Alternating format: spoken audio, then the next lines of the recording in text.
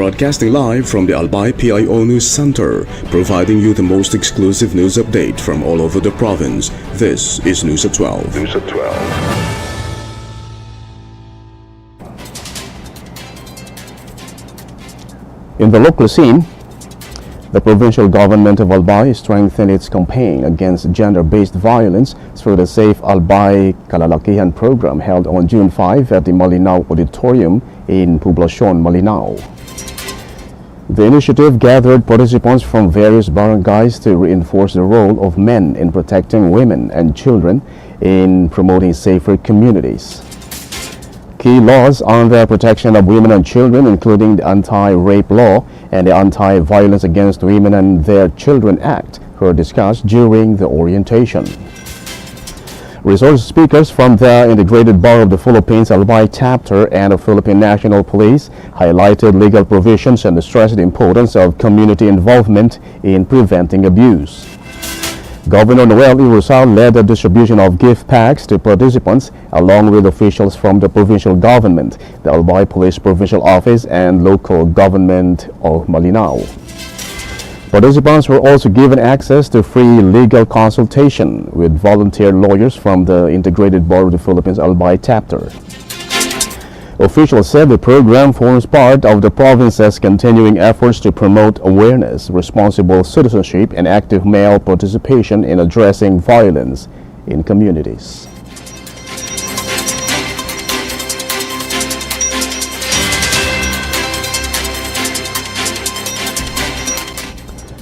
In other story, the provincial government of Albay has started the distribution of social pension for indigent senior citizens, benefiting thousands of elderly residents across the province. Over 7,000 senior citizens from 7 cities and municipalities have already received their pensions since the rollout began on May 26. The payout is being led by the Provincial Social Welfare and Development Office in coordination with the Provincial Treasurer's Office and local social welfare and senior citizens groups. Beneficiaries from Pio Duran, Rapu-Rapu, Manito, Daraga, Kamalig, Legazpi City, and Ligao City received 3,000 pesos each, covering the first 2 quarters of 2026. Officials said the distribution will continue in the remaining areas of the province and is expected to reach more than 16,000 senior citizens upon completion.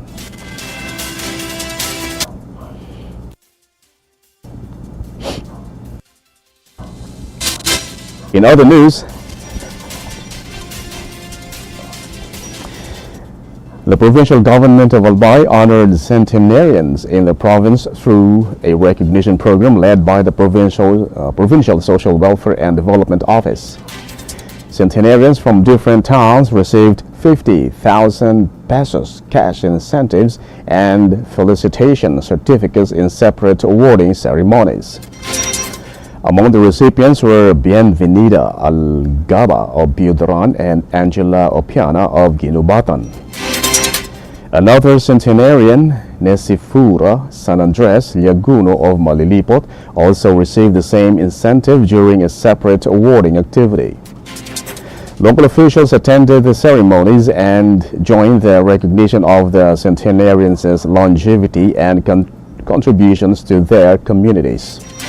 The provincial government said the initiative forms part of its continuing efforts to honor elderly residents and recognize their legacy.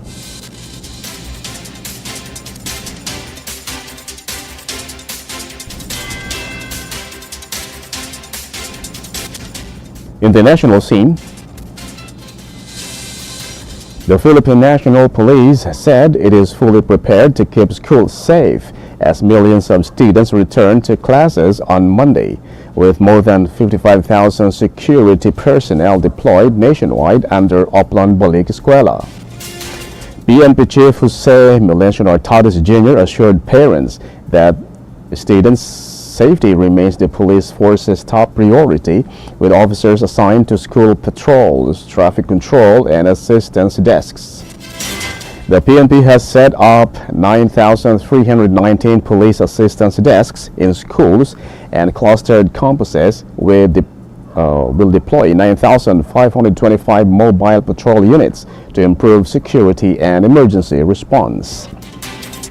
The authorities said the school security operations will not affect ongoing anti-crime efforts, intelligence work, and other public safety programs, which will continue as normal.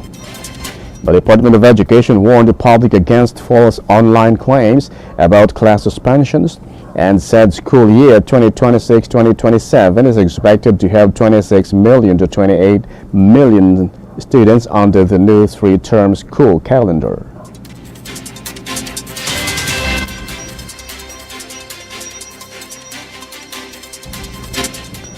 In other story, some of the 18 men who claim they delivered kickback money in a flood control corruption scheme may face no legal complaints after naming politicians and public officials as alleged recipients of cash during a hearing led by senators allied with Senator Alan Peter Cayetano. Former Senate President Vicente Soto III and Senator Erwin Tulfo denied the allegations against them, questioned the witnesses' claims, and announced plans to file libel and cyber libel cases against those involved. Other officials and personalities named by the witnesses, including Representative Leila de Lima, Representative Jervil Luisto, former Makabayan lawmaker's father Flavi Villanueva, and several House members also rejected the accusations and have either filed or are preparing legal actions. Senator Panfilo Lacson warned that the senators who conducted the hearing could also face legal consequences, while questions continue over the legitimacy of the proceedings after Senate leaders had ordered the hearing postponed. The controversy has grown as government records show that 4 of the 18 supposed former Marines were never members of the Philippine Marine Corps, while others had been dishonorably discharged, and several public figures have already filed complaints against the witnesses and their supporters.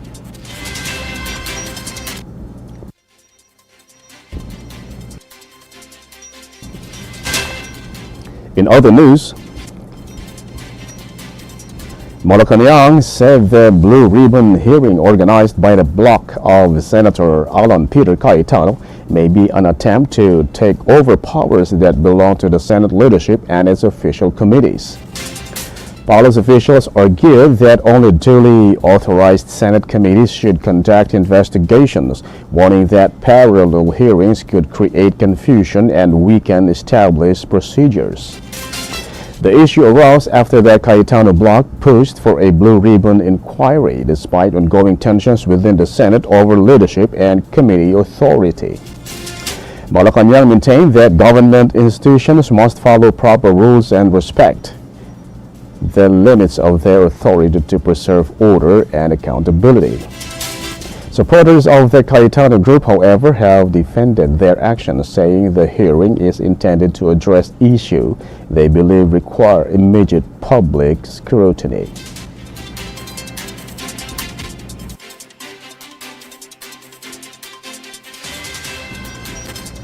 And in the news outside the country, Iran launched missiles at Bahrain and Kuwait on Saturday after new U.S. strikes, drawing sharp criticisms from both Gulf countries. Attempts to end the conflict and reopen the Strait of Hormuz remain stalled despite ongoing talks and periodic clashes. The U.S. said it intercepted Iranian drones and struck radar sites, while Iran said it responded by targeting enemy bases in the region. U.S. officials reported that 7 Iranian missiles were fired toward Bahrain and Kuwait, with most intercepted before impact. Although a ceasefire has largely held since April, both sides continue to trade accusations as negotiations remain at a standstill. Tensions also extended to football after the U.S. reportedly denied visas to several Iranian World Cup officials, a decision Tehran strongly criticized.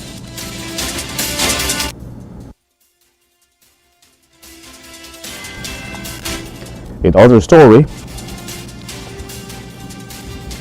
Lashki in southern Ukraine remains largely cut off from the outside world, with about 2,000 residents still trapped amid ongoing fighting and severe shortages of basic necessities.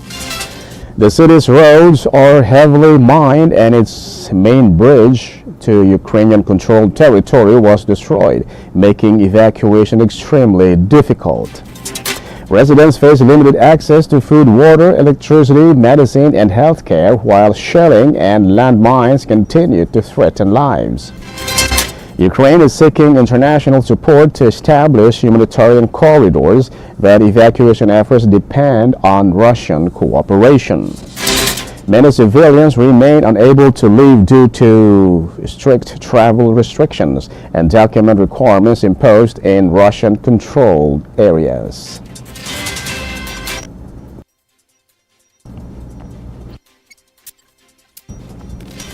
And finally, in the news outside the country with reference to the Philippines, 3 overseas Filipino workers injured in the June 3 drone strike at Kuwait International Airport are now recovering after being discharged from the hospital, according to Philippine migrant officials.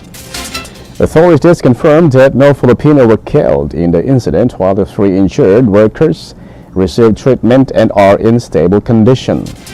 One worker suffered smoke inhalation and was released after recovery, while another outpatient needed stitches for injuries to her scalp and arm. A third worker also experienced smoke inhalation with minor lung congestion and has returned to her residence in Kuwait to continue healing. The attack occurred amid wider Middle East tensions linked to escalating military exchanges between the United States, Israel, and Iran following failed ceasefire talks. That's News at 12, June 8, 2026. We'll be back tomorrow for more news updates. Thanks to our news writers, Naomi Ruth Hernandez and LJ Lorejo. And on the technical side, Chad Bobis. And our Provincial Information Office, OIC Marty Gonzalez. And under the supervision of our Governor, Noel E. Rusal, I am Greg Hallare. Thank you for subscribing. Albay in my heart.